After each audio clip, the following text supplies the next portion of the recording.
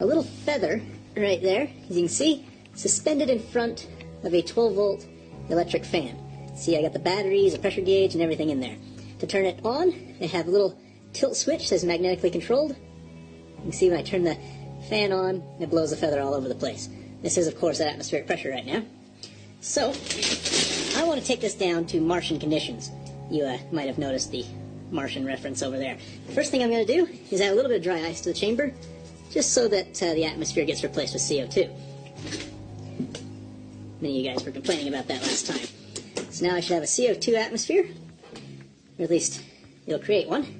And now we're going to suck out all of the air, or at least most of it, down to the point where about between 4 to 6 millimeters of mercury, which is, of course, the pressure on the surface of Mars. So let's plug in the vacuum pump. There we go. Give this a little while to suck down. These pieces of CO2 look really interesting in the vacuum. The gas produced causes them to levitate and float all over the place. But if you can see the gauge over there, you can see that the air pressure is just about to the point where it would be considered the surface of Mars. So since we're at Martian air pressure, let's unplug the vacuum pump and let's turn on this fan. Now place your bets as to what's going to happen to this feather. Now the fan's only going to produce maybe 10 miles per hour worth of wind. On the surface of Mars, the fastest recorded wind speed is about 70 miles an hour. But let's say the superstorm in the Martian had wind speeds of 200 miles an hour, 20 times what we have here. To compensate for that, I imagine the feather is about 20 times easier to push over than a spaceship. So let's see what happens. Okay, fan's on. And the feather's not moving. In fact, let's zoom in on that.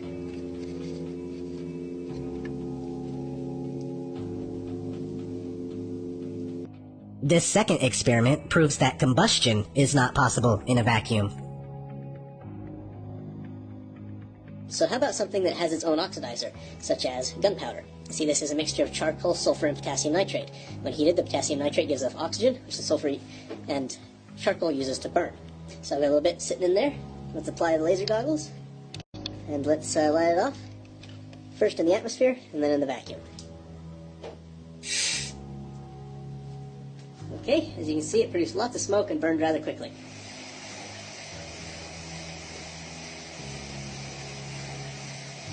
Most of the air is now gone. Let's see what happens.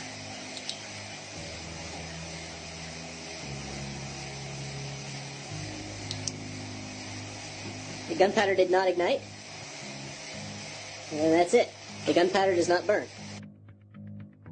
And so I'm going to be burning some rocket candy. This is a mixture of sugar, potassium nitrate, and iron oxide. This is used in amateur rockets because the ingredients are readily available and the amount of thrust it produces is quite high. So let's light this on fire and see how it does. So this is in Earth atmosphere.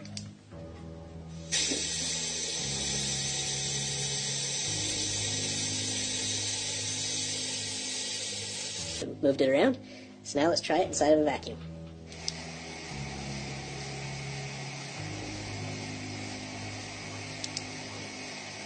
No ignition. That's interesting. I did see some little proofs as it tried to burn, but it was unable to sustain itself. So even when it's in one solid piece, it can't chain and continue burning. Acetone peroxide in the atmosphere in 3, 2, 1. Yes, that's a little bit more volatile than gunpowder is. Acetone peroxide in vacuum in 3, 2, 1.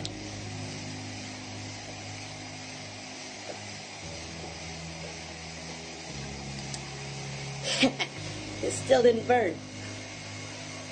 So essentially, what we have here is solid evidence that space travel is fake. Therefore, the Mars rover is a complete hoax. And this Mars simulated environment on Devon Island is where they fake Mars rover footage and where they will fake all future Mars footage.